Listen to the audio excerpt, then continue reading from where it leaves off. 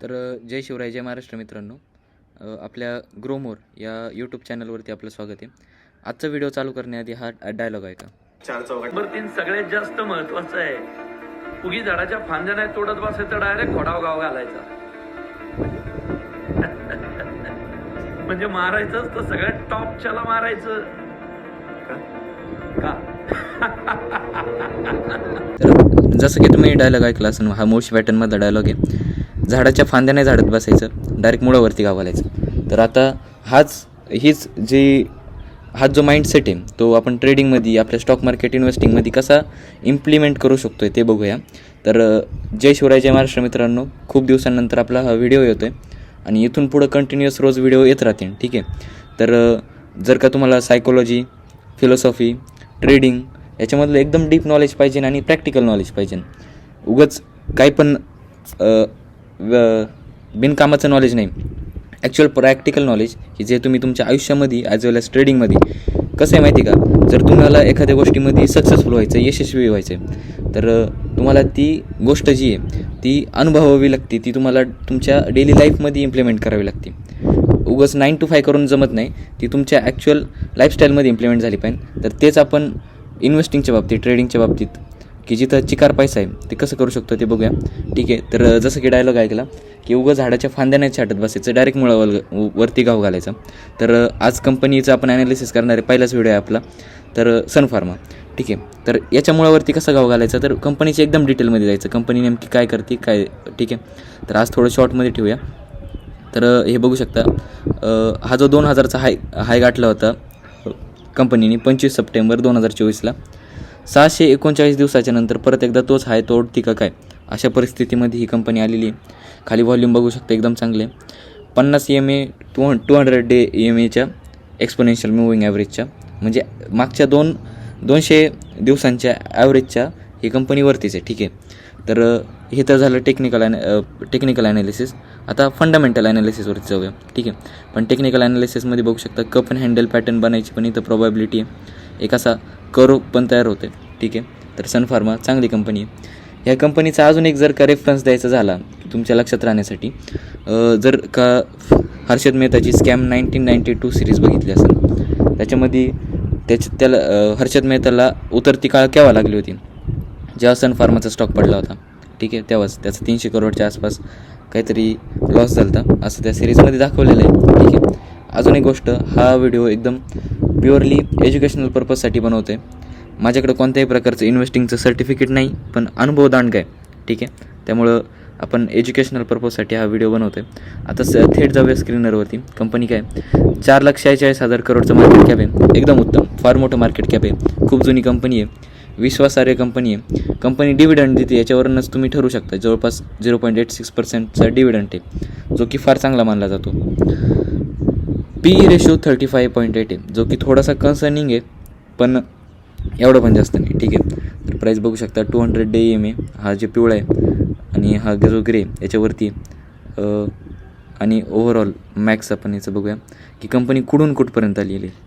अगदी 140पासून अगदी 60पासून जी सुरुवात केली होती, कंपनी 1000पर्यंत गेली, परत खाली आली, परत एक स्विंग मारून वरती गेली, आणि त्याच्यानंतर जे कोरोना सुरू झालं त्याच्यानंतर कंपनी फार वरती गेली, आणि आता परत एकदा हा स्विंग मारल्याच्यानंतर कंपनी 2000 क्रॉस करणार आहे. तर तुमच्या पोर्टफोलिओचा टायटन नाही म्हणू शकत आपण, पण एक पुढच्या 4-5 वर्षामध्ये चांगलं रिटर्न देऊ शकते.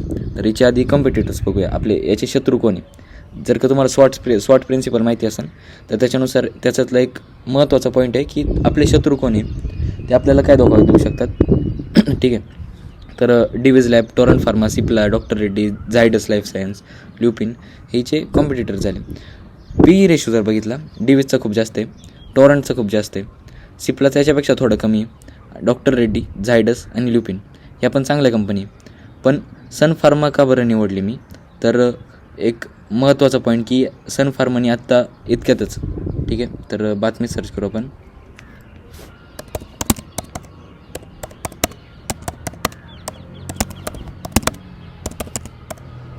ऑर्गॅनॉन फार्मा, सन फार्मास्युटिकल इंडस्ट्रीज यांनी ऑर्गॅनॉन फार्माला विकत घेतलं आहे. ऑर्गॅनॉन फार्मा ही USA मधली एक कंपनी आहे जी की दुसऱ्या याचा बेसिक यूज बिझनेस काय आहे की दुसऱ्या कंपनींच्या जे पण मेडिसिन आहे त्या एक्झॅक्ट मेडिसिन ही कॉपी करते आणि बनवते. तर याचा फायदा काय आणि कॉपी करायला परवानगी आहे का, तर FDA जी आहे USA ती याला परमिशन देते आणि तेच हे त्या परमिशनच्यानुसार ऑर्गॅनॉन जी कंपनी ऑर्गॅनॉन फार्मास्युटिकल्स ती दुसऱ्या कंपन्यांच्या मेडिसिन कॉपी करून बनवू शकते. ठीक आहे, एवढंच.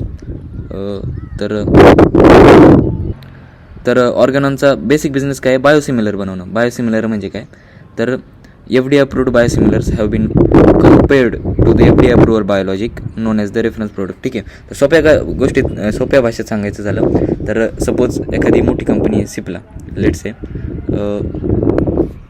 सिप्ला एक कंपनी आणि तिने एक पेटंट केलेलं औषध बनवलं, तर तेच सेम पेटंट संपल्याच्या नंतर जी ऑर्गॅनॉन फार्मा आहे ती बनवू शकते, कारण त्याच्याकडे FDAचं अप्रूव्हल आहे जे की दुसऱ्या कंपन्यांकडे कमी आहे. आणि ऑर्गॅनॉन फार्मा जी आहे ना ती जगातली 7वी बायोसिमिलर बनवणारी कंपनी. त्याच्यामुळं हे बघा खाली बघू शकता, Organon is the 7th largest global biosimilar company. म्हणजे फार मोठं त्याचं योगदान आहे याच्यामध्ये. आणि सन फार्माने आता त्याला विकत घेतले, त्याच्यामुळं त्यांचं पण रेव्हेन्यू याच्यामध्ये ॲड होणार आहे. आणि ऑर्गॅनॉन फार्माला जास्त एक्सपान्शन म्हणू शकतो आपण, खूप ॲग्रेसिव्हली एक्सपांड करण्याचा यांचा दृष्टिकोन दिसते सन फार्माचा. त्याच्यामुळं 2000च्या पुढं जर का सन फार्माचा स्टॉक येत्या काही दिवसात गेला तर मला अजिबात आश्चर्य वाटणार नाही. आणि 2000च्या पुढं पण स्काय इज द लिमिट, वरती खूप जास्त जाऊ शकतो. त्याच्यामुळं फंडामेंटल अत्यंत स्ट्रॉंग आहे. कंपनीला पुढं ग्रोथ आहे आणि फार्मा सेक्टर एक असा सेक्टर आहे की जिथं ग्रोथ कंटिन्यू चालू आहे. ठीक आहे, आणि अशा ग्रोईंग सेक्टरमध्ये सन फार्मा इंडियामध्ये तर टॉपची फार्मा कंपनी आहेच, त्याचबरोबर ऑर्गॅनॉन फार्माला विकत घेतल्यामुळं ही ग्लोबल लेवलवरती पण हिचा एक चांगला काय म्हणू शकतो आपण त्याला, चांगली परफॉर्म करणारच आहे येत्या वर्षामध्ये. आणि कंपनी पुढच्या काळामध्ये कसं परफॉर्म करेन हे तुम्ही कसं ठरवशाल, तर स्टॉकची प्राईस हे बघू शकता. इथून जी कंपनी बेकार चाललेली 2023 2024 एवढी मोठी ग्रोथ केलेली, म्हणजे स्टॉक डायरेक्ट दुप्पट झालेली आहे.